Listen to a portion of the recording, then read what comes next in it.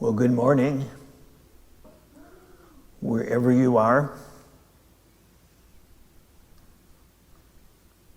Welcome to our Cyber Sangha.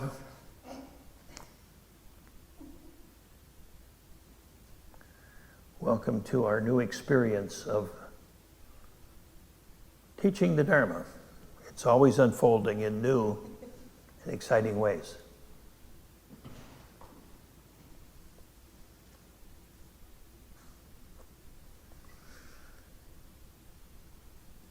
In 1940, the United States had endured over 10 years of severe economic depression. The unemployment rate hovered around 20% much of the time. Very difficult experience. And then in 1941, December 7th, we were attacked by Japanese bombers at Pearl Harbor. And about half of the American naval fleet was destroyed. 4 days later, Adolf Hitler, who had conquered all of Europe, declared war on the United States. So, this is the world I was born into. I was born in 1941. And it was a very frightening time, a very challenging time. In January of 1942, I believe it was, when Franklin Roosevelt gave his inaugural address, one of his most memorable lines was, "We have nothing to fear but fear itself." And that's a really powerful statement given the circumstances of what was happening in the world at that time, because it would seem that there was a great deal to fear at that point in our history. His statement was very powerful because, in essence, it said, we can overcome this challenge as long as we don't give in to fear. If we allow ourselves to be overcome by fear, then we're defeated. So I want to have his words in the background of my Dharma talk today, because the world in our country, in particular, is facing a world crisis, perhaps similar to World War II in some ways, very different in other ways. But there's a lot of fear that's gripping us. And it doesn't help to say, don't be afraid, things will be okay. Because that may not necessarily be true, and that may not be the best way to prepare ourselves. And yet, on the other hand, it doesn't help to give in to fear either and let the virus of fear be even stronger than the COVID-19.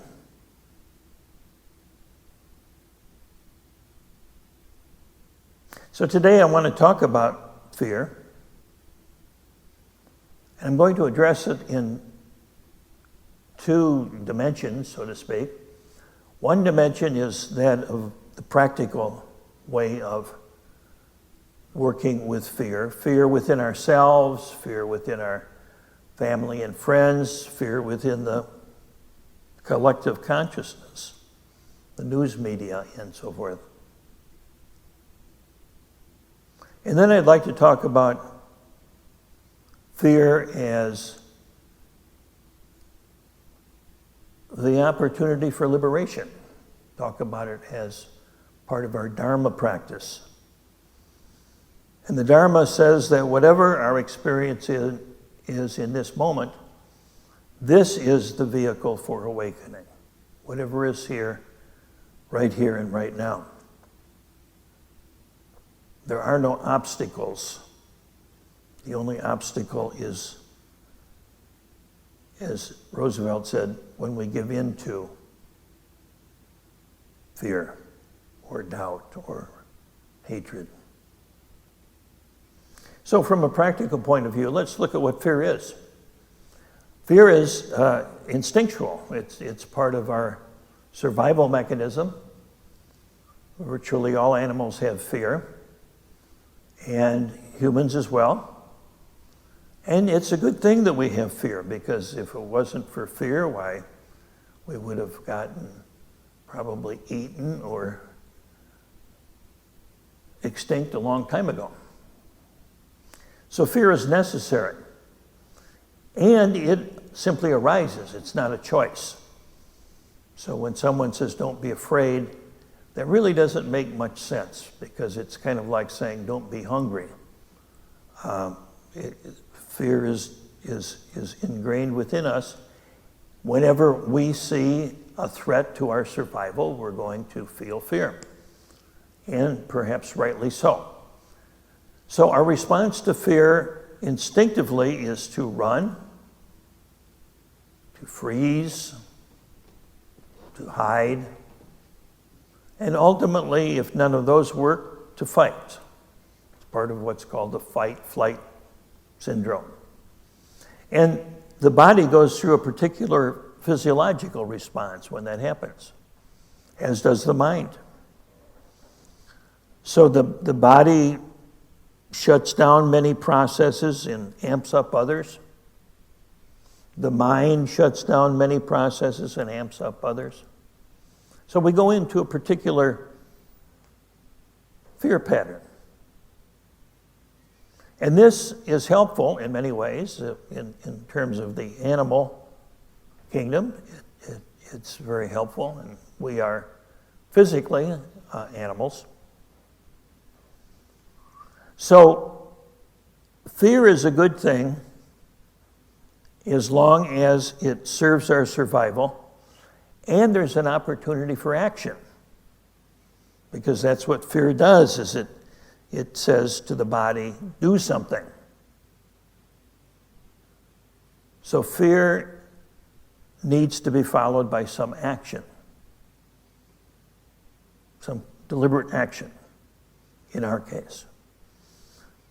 And the difficulty we have in our modern human world is there's lots of opportunities for fear, but most of the time we don't know what to do with it. We can't run. We can't outrun a virus. We can't hide from it. It doesn't do any good to freeze, try to camouflage ourselves. So all of the instinctive reactions do not work. And what happens then is the toxins accumulate in our body because the fear is locked. The fear becomes locked in our body. The fear that normally would be discharged. It's kind of like hitting the accelerator of your car and then stepping on the brake right away. There's going to be some tension there. There's going to be some challenges there. So that's then what happens oftentimes is that fear then generalizes into a state of anxiety. So we have not a fear of this or a fear of that, but simply fear. We don't even know what it's about. So it's important to recognize that fear is natural, and it's helpful if we can do something about it.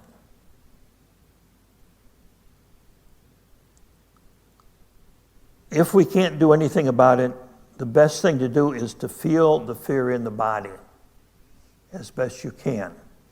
In meditation, especially with deep breathing, is one good way to discharge that energy of fear that gets locked in the body. The trauma is a word we hear a lot about today. Trauma that is stuck in the body and the mind. So that's the first thing I want to say, that fear is natural, instinctive, and we need to do something with it. Secondly, second point is that fear is based on not reality, but our perception of what we believe is reality.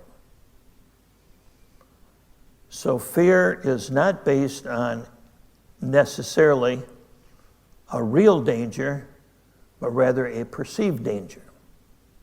Now, some of those perceived dangers may be very real, and there's something we need to do. If we see a tiger, presuming that it's a real tiger, we need to do something. But sometimes we perceive a tiger that's not there, and yet the body reacts the same way.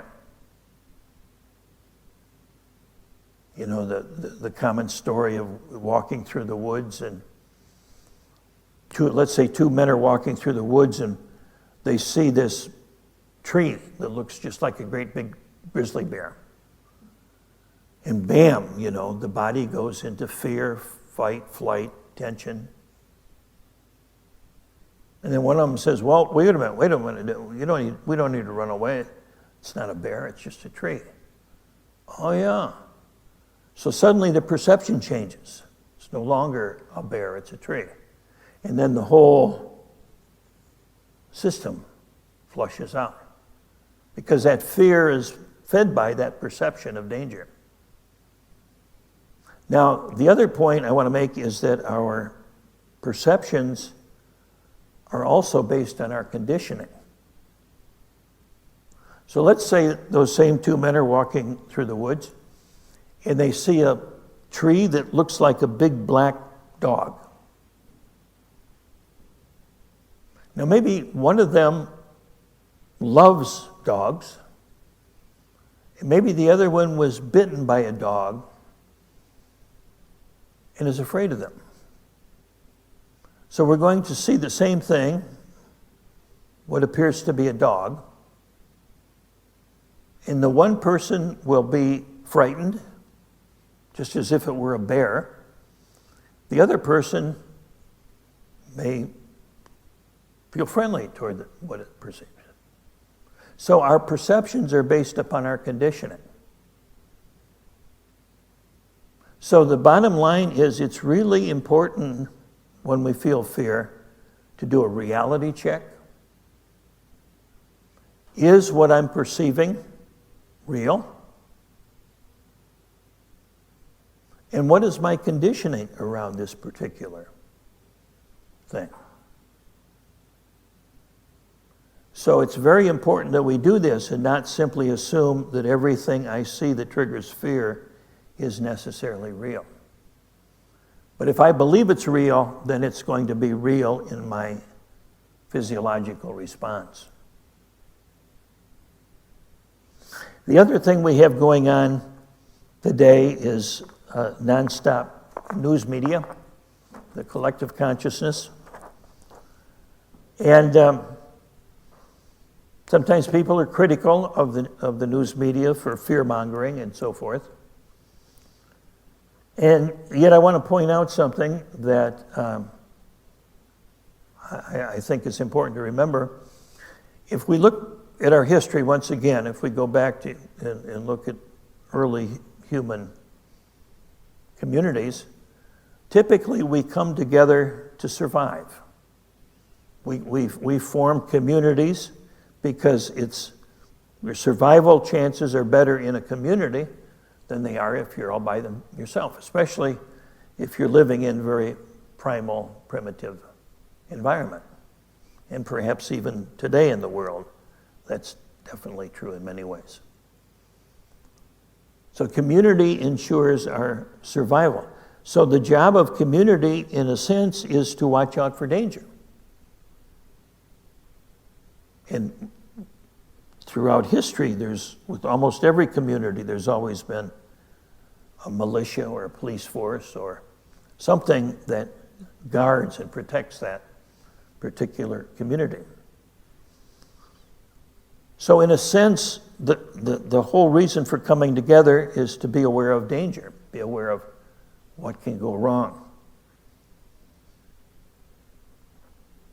And so news, by its very definition, is, in a sense, bad news. It's telling us that there's something that we need to be aware of, to watch out for. If we think back in, say, the days a few centuries ago, maybe in England or Europe, when the town crier would walk around ringing the bell or carrying the lantern and saying, you know, it's 8 o'clock, 8 p.m. and all's well, and 9 p.m. and all's well.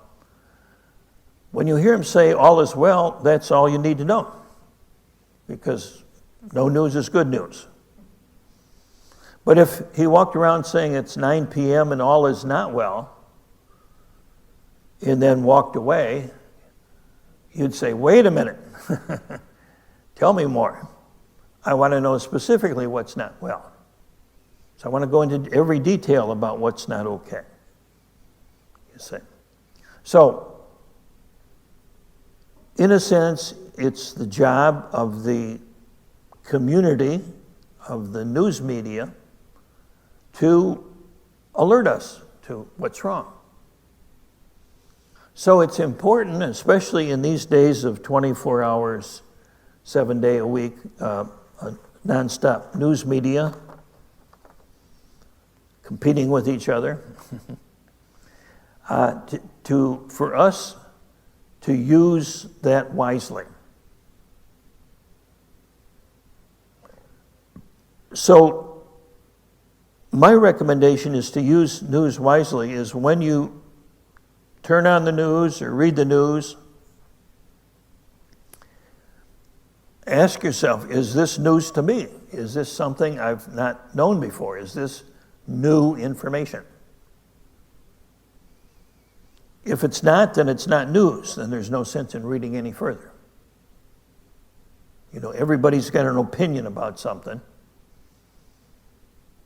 But I personally am much more interested in what's factually true than opinions. So is it new? Okay, let's say it's not. Then, okay, turn off the computer, turn off the TV or whatever. Listen to some music or go for a walk, rather than just sit and absorb this information we may already know. Secondly, if it is something new, just ask yourself, is this something I really need to know? Is it relevant? You know, we often hear, because of sensationalism, we'll hear about an axe murderer in another state. It's like, okay, do I really need to know this? You know, if it's in my neighborhood, yes. If it's 1,000 miles away, I don't need to know about it. Turn it off. So use news media wisely, kind of like medicine. It's great if you need it and use it wisely, but used unwisely, it can be a poison. So, practically speaking, know that fear arises. Doesn't come out of choice. It's instinctual, but it does come from our perceptions. So exploring our perceptions, what's real? I love that movie, A Beautiful Mind, a story about Dr. John Nash, and it ended where he had these hallucinations. He had a mental illness, schizophrenia, and he had hallucinations. And what he would do is when he'd see an image, he'd just ask another person, is there somebody standing there? Get a reality check. So we can kind of do the same thing when we hear something on the news. Is it real? Or is there somebody really not there? So now I'd like to shift to the Dharma practice.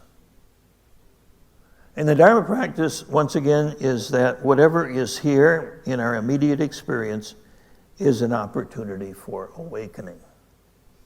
And oftentimes, the greater the challenge to us is the greater the opportunity for awakening.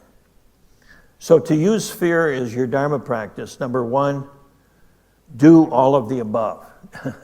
Do what we talked about already. Understand what fear is about and respond accordingly in very practical ways, because sometimes it is necessary to wear a mask or stay indoors, or if it's a tornado, hide in your cellar or whatever. Maybe it's not. See, that's where the discernment comes in. So that's a given. That's the first step. Then shifting gears into fear as a Dharma practice. When we use fear as a Dharma practice, we take our attention off of the perceived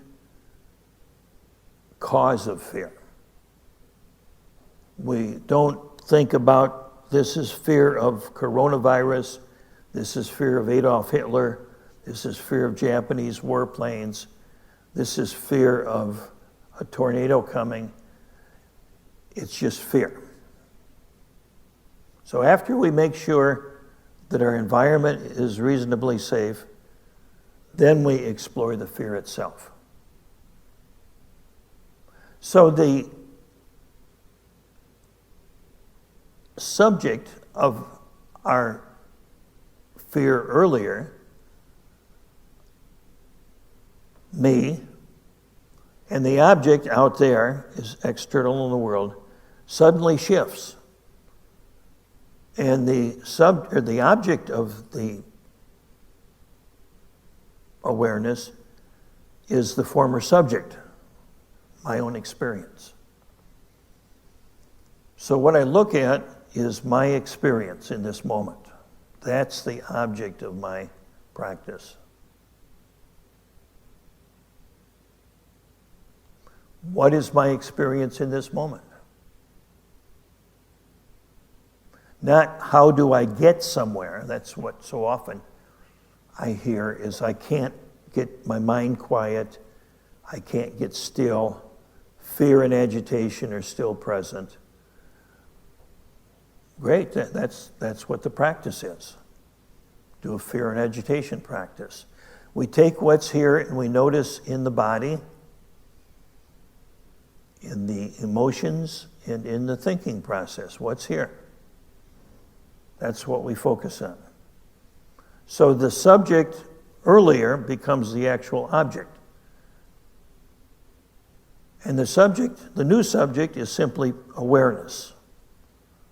Awareness without any judgment. That's what we want to shift into. A non-judgmental awareness. An awareness that's not trying to change anything or fix anything.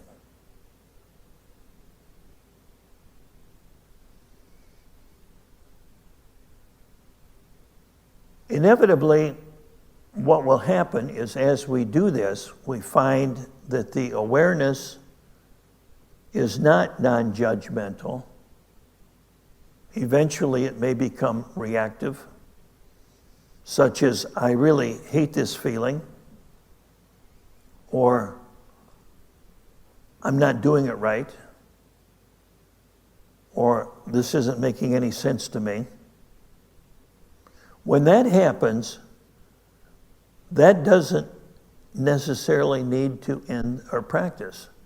All we need to do is let that become the subject,